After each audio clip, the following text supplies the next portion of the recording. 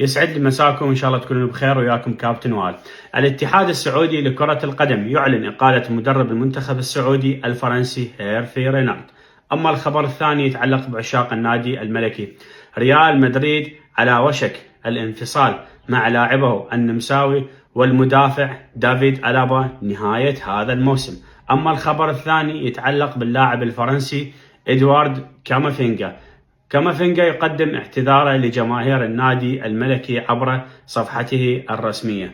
أما الخبر الثالث، لاعب نادي بايرن ميونخ اللاعب الإنجليزي هاري كين يقول بأن دائما الأمور ما تسير لصالح ريال مدريد عندما يلتقون، لكن هذه المرة الأمور سارت لصالح بايرن ميونخ، وبالأخص بعد البطاقة الحمراء اللي تحصل عليها كامافينجا. إذا عجبكم المحتوى أريد المتابعة والمشاركة والتعليق. في أمان الله.